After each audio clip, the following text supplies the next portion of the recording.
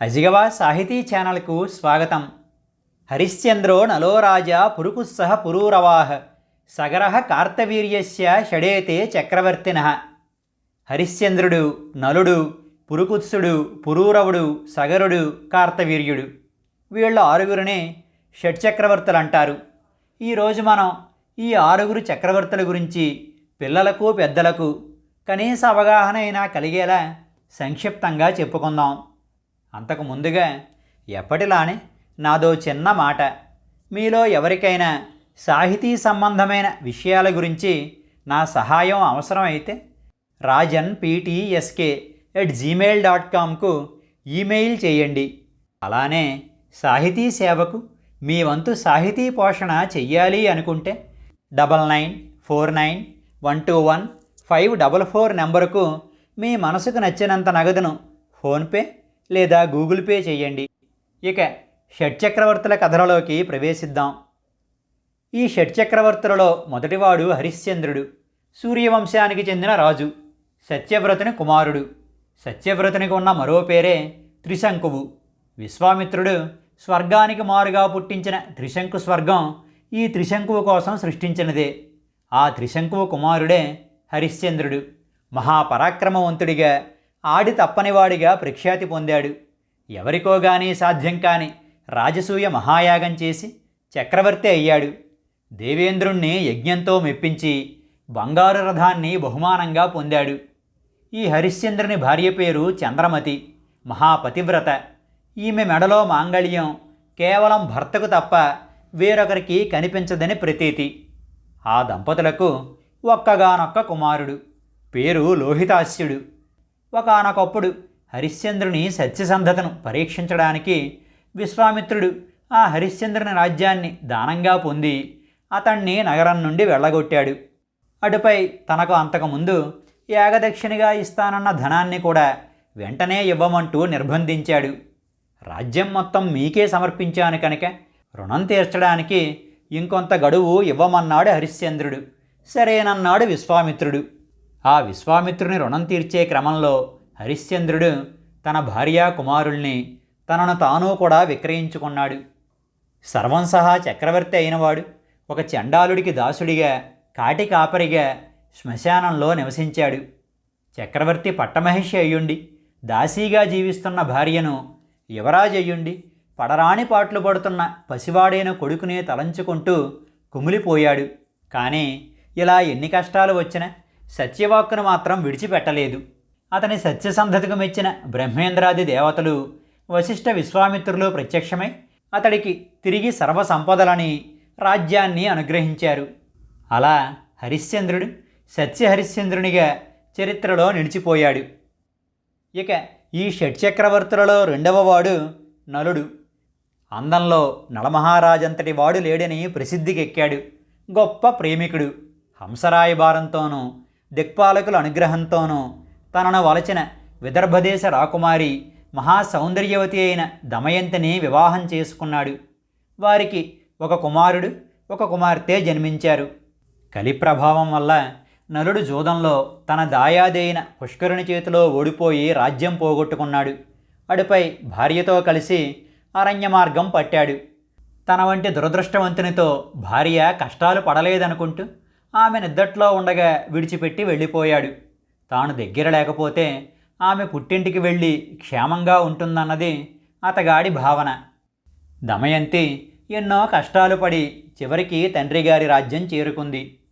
నలుడు అరణ్యంలో ఒకచోట మంటల మధ్య చిక్కుకున్న కర్కోటకుడనే నాగరాజుని రక్షించాడు. కానీ ఆ కర్కోటకుడు నలుణ్ణి కాటువేయడంతో అతగాడు కురూపిగా మారిపోయాడు.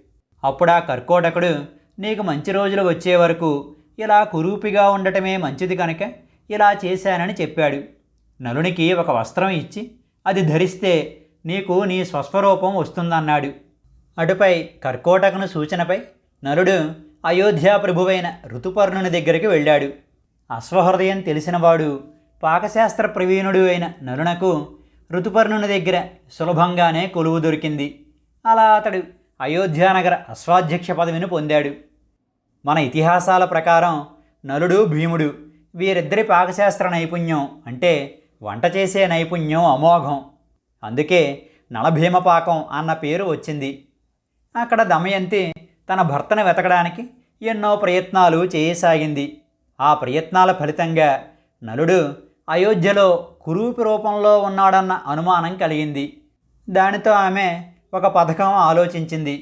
రేపు ఉదయం జరిగే దమయంతి ద్వితీయ స్వయంవరానికి బయలుదేరి రావలసినదిగా ఋతుపర్ణుడికి విదర్భ మహారాజు తరపున ఆహ్వానం పంపించింది. అయోధ్య నుండి విదర్భను ఒక్క రోజులో చేరుకోవడం సాధ్యమయ్యే పని కాదు. అశ్వహృదయం తెలిసిన నళమహారాజు మాత్రమే అంత వేగంగా అంత దూరాన్ని ప్రయాణించగలడు. అందుకే దమయంతి తన భర్తను విదర్భకు రప్పించడానికి ఈ ఎత్తి ఎత్తింది. ఆమె అనుకున్నట్లుగానే ఋతుపర్ణుడు అశ్వహృదయం తెలిసినటువంటి నలుణ్ణి తనకు రథసారథిగా రమ్మన్నాడు. రథం బయలుదేరింది. దారిలో ఒకచోట రథం వేగానికి ఋతుపర్ణుడి ఉత్తరీయం జారి క్రింద పడిపోయింది. రథాన్ని ఆపితే ఉత్తరీయం తీసుకుంటానన్నాడు ఋతుపర్ణుడు. కానీ ఆ మాటలు పూర్తయ్యే లోపలే వాళ్ళు యోజనం దూరం వచ్చేశారు. ఆశ్చర్యపోయిన ఋతుపర్ణుడు తనకు తెలిసిన అక్షవిద్యను నలుని ముందు ప్రదర్శించాలనుకున్నాడు. దానితో అక్కడ ఉన్న తాండ్రవృక్షానికి ఆకులు పళ్ళు ఎన్నున్నాయో చెప్పాడు. అక్షహృదయం అంటే సంఖ్యాశాస్త్రానికి సంబంధించిన విద్య. ఆ అక్షహృదయం వచ్చిన వానిపై ఎటువంటి క్షుద్ర విద్యలు పనిచేయవు. బాహుకుని రూపంలో ఉన్న నలుడు ఋతుపర్ణుడు తమ తమ విద్యలను ఒకరికొకరు ఉపదేశించుకున్నారు. అక్షవిద్య గ్రహించడం వల్ల నలమహారాజులో ప్రవేశించిన కలి బయటికి వచ్చేశాడు. నలుణ్ణి ఆశీర్వదించి అక్కడి నుండి వెళ్ళిపోయాడు. ఆపై నలుడు ఋతుపర్ణునితో కలిసి అనుకున్న సమయానికి విదర్భ చేరుకున్నాడు. దమయంతి తనను ఇక్కడికి రప్పించడానికి స్వయంవరం నాటకం ఆడిందని తెలుసుకుని ఎంతగానో సంతోషించాడు. సమస్త దోషాల నుండి విముక్తుడవడం వల్ల తన నిజరూపాన్ని పొందాడు. బాహుకుడే నళమహారాజన్న విషయం తెలుసుకున్న ఋతుపర్ణుడు ఆనందాశ్చర్యాలతో నలుని కీర్తించి ఆపై అతని వద్ద సెలవు తీసుకుని వెళ్ళిపోయాడు. తరువాత నలుడు మామగారిచ్చిన కొంత సంపదతోనూ చతురంగ బలాలతోనూ మరలా పుష్కరుని దగ్గరికి వెళ్ళి జూదమాడదామన్నాడు. అక్షహృదయం వచ్చిన వ్యక్తిని జూదంలో జయించడం అసాధ్యం కనుక పుష్కరుడు ఓడిపోయాడు. అలా నలుడు తన సమస్త సంపదల్ని తిరిగి పొందాడు. పుష్కరుని కూడా క్షమించి అతడికి కొంత సంపదనిచ్చి పంపించి వేశాడు. అటుపై ధర్మబద్ధంగా పరిపాలన చేస్తూ భార్యాపిల్లలతో హాయిగా జీవించాడు. కర్కోటకస్య నాగస్య దమయంత్యాః నలస్య చ ఋతుపర్ణస్య రాజర్షేః స్మరణం కలినాశనం. కర్కోటకుడు, నలుడు, దమయంతి, ఋతుపర్ణుడు ఈ నలుగురి పేర్లు తలంచుకుంటే కలిదోషాలు పరిహారమవుతాయని శాస్త్రవాక్యం. ఇది నళచక్రవర్తి కథ. ఇక మూడవ చక్రవర్తి పురుకుత్సుడు. ఇతడు సూర్యవంశీయుడైన మాంధాత చక్రవర్తి కుమారుడు. తల్లి పేరు బిందుమతి. మాంధాత 12 సంవత్సరాలకే రాజై ఒక్కొక్క రాజ్యాన్ని జయించుకుంటూ చక్రవర్తి అయ్యాడు. రావణాసురుడంతటి వాడిని యుద్ధంలో ఓడించినటువంటి వీరాగ్రేసరుడు మాంధాత. ఆ మాంధాత కుమారుడైన పురుకుత్సుడు పుట్టుకతోనే చక్రవర్తిత్వానికి వారసుడయ్యాడు. అలా అని పురుకుత్సుడేమీ సాధారణ వీరుడు కాడు. ఎన్నో యుద్ధాలు చేసి తన సార్వభౌమత్వాన్ని నిలబెట్టుకున్నవాడు. పురుకుత్సుని భార్య పేరు నర్మద. ఈమె పాతాళలోకవాసులైన నాగులకు సోదరి, నాగలోక యువరాణి. ఒకానొక సమయంలో గంధర్వులు, మౌనేయులు కలిసి సుమారు 6 కోట్ల మంది పాతాళంలో జొరబడ్డారు. వాళ్ళు నాగుల రత్నాభరణాలను అపహరించడం, అధికారాన్ని కైవసం చేసుకోవడం మొదలైన పనులు చేస్తూ నాగజాతిని హింసించసాగారు. తన సోదరుల దుస్థితికి బాధపడ్డ నర్మద తమ నాగజాతిని రక్షించమంటూ భర్తను ప్రార్థించింది. భార్యను ఎంతగానో ప్రేమించే పురుకుత్సుడు వెంటనే నాగలోకం వెళ్ళి ఆ గంధర్వులతోనూ మౌనేయులతోనూ భీకరమైన యుద్ధం చేసి వాళ్ళనందరినీ సంహరించాడు. సంతోషించిన నాగులు పురుకుత్సుని నాగలోక సంచారం కథను విన్నా తమ సోదరి నర్మదను తలంచుకున్న ఆ మానవులకు సర్పముల వలన కానీ ఎటువంటి విషముల వలన కానీ కీడు జరగదని వరం అనుగ్రహించారు. పురుకుత్సుని సోదరుని పేరు ముచికుందుడు. ద్వాపరయుగంలో శ్రీకృష్ణుడు కాలయవనుడు అనే రాక్షసుణ్ణి తెలివిగా ఈ ముచికుందుని ద్వారానే సంహరింపజేశాడు. పురుకుత్సుడు నాగలోకాన్ని రక్షించే సమయంలో విష్ణు తేజస్సు అతనిలో ప్రవేశించిందని విష్ణు పురాణం చెబుతోంది. అందువల్లనే పురుకుత్సుని కథ ఎంతో పుణ్యప్రదమైనది. ఇక 4వ చక్రవర్తి పురూరవుడు. ఈ పురూరవుడు తండ్రి తారాచంద్రుల కుమారుడైన బుధుడు, తల్లి ఇళ. ఈ ఇళ నిజానికి సుద్యుమ్నుడు అనే ఒక రాజు. అతగాడు పార్వతీదేవికి సంబంధించిన వనంలో ప్రవేశించడం వల్ల స్త్రీగా మారిపోయాడు. అటుపై శివానుగ్రహంతో ఒక నెల పురుషుడిగా, ఒక నెల స్త్రీగా మారే వరాన్ని పొందాడు. పురుషుడిగా ఉన్న నెల రోజులు రాజకార్యాలు నిర్వహించి, స్త్రీగా ఉండే కాలంలో అంతఃపురానికే పరిమితమైపోయేవాడు. అలా తన కుమారుడైన పురూరవుడు పెద్దయ్యే వరకు ఉండి, అటుపై అతనికి రాజ్యం అప్పగించి తపస్సుకు వెళ్ళిపోయాడు. పురూరవుడు తన పరాక్రమంతో ఎన్నో రాజ్యాలను జయించి చక్రవర్తి అయ్యాడు. ప్రతిష్టానపురాన్ని రాజధానిగా చేసుకుని ధర్మబద్ధంగా రాజ్యపాలన చేయసాగాడు. పురూరవుడు అందగాడు, పరాక్రమవంతుడు కావడంతో అతని పేరు ముల్లాకాల్లోనూ మారుమ్రోగసాగింది. పురూరవుడి గురించి తెలుసుకున్న ఊర్వశికి అతనిపై ప్రేమ కలిగింది. ఊర్వశీ పురూరవులు కలుసుకున్నారు. పురూరవుడికి కూడా ఊర్వశి అంటే అంతులేని అనురాగం కలిగింది. అయితే ఊర్వశి పురూరవుడితో ఉండడానికి 3 నియమాలు విధించింది. 1, తాను నెయ్యి మాత్రమే భక్షిస్తానంది. నెయ్యి తప్ప మరో ఆహారం తనకు పెట్టకూడదంది. 2, సంభోగ సమయంలో తప్ప మరే సమయంలోనూ నువ్వు నాకు దిగంబరంగా కనపడకూడదంది. 3, తాను ప్రేమగా పెంచుకునే 2 పెంపుడు పొట్టేళ్లను నువ్వు సంరక్షిస్తూ ఉండాలంది. ఈ 3 నియమాలలో ఏది తప్పినా నేను నిన్ను విడిచిపెట్టి వెళ్ళిపోతానంది. అయితే అవన్నీ చాలా తేలికైన నియమాలే కనుక పురూరవుడు ఆనందంగా అంగీకరించాడు. ఇక ఆనాటి నుండి పురూరవునికి ఊర్వశి తప్ప వేరే లోకమే లేదు. రాజ్య వ్యవహారాలు పట్టించుకోవడం మానేశాడు. యజ్ఞయాగాదులన్న మాటే లేదు. అలా సంవత్సరాలు గడిచిపోయాయి. చాలా కాలంగా ఊర్వశి భూలోకంలోనే ఉండిపోవడంతో ఆమెను తిరిగి స్వర్గానికి రప్పించాలనుకున్నాడు ఇంద్రుడు. 2 గంధర్వుల్ని పిలిచి ఏం చెయ్యాలో చెప్పాడు. ఊర్వశీ పురూరవులు కామకేళిలో ఉండగా ఆ గంధర్వులు వచ్చి ఆ 2 పొట్టేళ్లను ఎత్తుకుపోసాగారు. అయితే అవి భయంతో అరవడంతో ఊర్వశి ఉలిక్కిపడింది. వాటిని వెంటనే వెళ్ళి రక్షించమని పురూరవుణ్ణి కోరింది. పురూరవుడు అలా నగ్నంగానే ఒక్క ఉదుటన వాటి కోసం వెళ్ళబోయాడు. వెంటనే గంధర్వులు మెరుపులు మెరిపించారు. ఆ వెలుగులో పురూరవుణ్ణి దిగంబరంగా చూసింది ఊర్వశి. అంతే, మరుక్షణం మాయమైపోయింది. గంధర్వులు కూడా ఆ పొట్టేళ్లను వదిలి మాయమైపోయారు. ఊర్వశి తనను వదిలి వెళ్ళిపోవడంతో పురూరవుడు ఉన్మత్తుడై ఊర్వశి ఊర్వశి అని విలపిస్తూ దేశదేశాలు తిరగసాగాడు. చివరికి అతనికి ఒక ప్రదేశంలో ఊర్వశి కనిపించింది. ఆమెను తిరిగి రమ్మని వేడుకున్నాడు పురూరవుడు. ఊర్వశి అతనికి స్త్రీల గురించి, వారి మనస్సుల గురించి బోధ చేసి వెళ్ళిపోయింది. ఆపై పురూరవుడు ఒక గొప్ప యజ్ఞం చేసి ఆ యజ్ఞఫలంగా గంధర్వలోకం వెళ్ళి తిరిగి ఊర్వశీ సమాగమం పొందాడు. ఊర్వశీ పురూరవులకు 6 కుమారులు కలిగారు. వారిలో ఆయువు అనేవానికి నహుషుడు పుట్టాడు. ఈ నహుషుని కుమారుడే యయాతి. ఈ యయాతి కుమారుడైన పూరువు ద్వారా చంద్రవంశం, మరో కుమారుడైన యదువు ద్వారా యదువంశం వర్ధిల్లాయి. ఈ చంద్రవంశంలో జన్మించిన హస్తి అనే రాజు హస్తినాపురాన్ని నిర్మించి తమ రాజధానిని ప్రతిష్టానపురం నుండి హస్తినాపురానికి మార్చాడు. ఇది సంగ్రహంగా పురూరవ చక్రవర్తి కథ. ఇక 5వ చక్రవర్తి సగరుడు.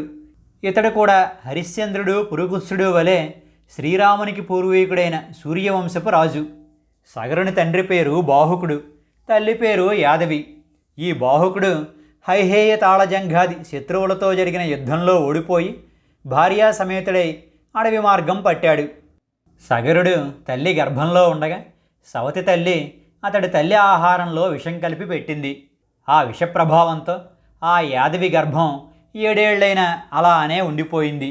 ఈలోగా బాహుకుడు మరణించాడు. యాదవి దుఃఖంతో ప్రాణత్యాగం చేయబోయింది. అప్పుడు ఔరుడనే మహర్షి ఆమెను రక్షించి ఓదార్చాడు. నీకు మహావీరుడు చక్రవర్తి అయ్యే కుమారుడు పుడతాడంటూ భవిష్యత్తు చెప్పి తన ఆశ్రమానికి తీసుకువెళ్ళాడు.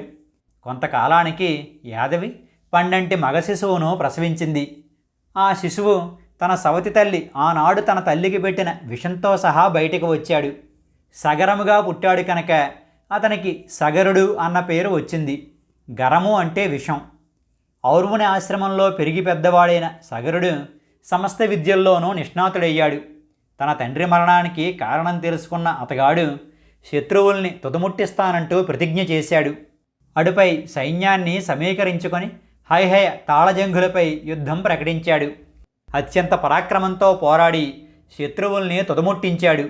తిరిగి తమ సామ్రాజ్యాన్ని స్వాధీనం చేసుకుని అయోధ్యానగర ప్రభువుగా పట్టాభిషిక్తుడయ్యాడు. అటుపై శత్రురాజ్యాలైన శక, యవన, పారద, కాంభోజ, పహ్లవుల్ని కూడా జయించి చక్రవర్తిగా కీర్తి గడించాడు. ఈ సగరునికి కేశిని, సుమతి అని 2 భార్యలు. సగరునకు భృగు మహర్షి ఇచ్చిన వరప్రభావం వల్ల కేశినికి వంశాంకరుడైన అసమంజసుడనే కొడుకు పుట్టాడు. అలానే సగరుని 2వ భార్య గరుత్మంతుని సోదరి అయిన సుమతి మహాబలశాలురైన 60,000 మంది కుమారులకు జన్మనిచ్చింది.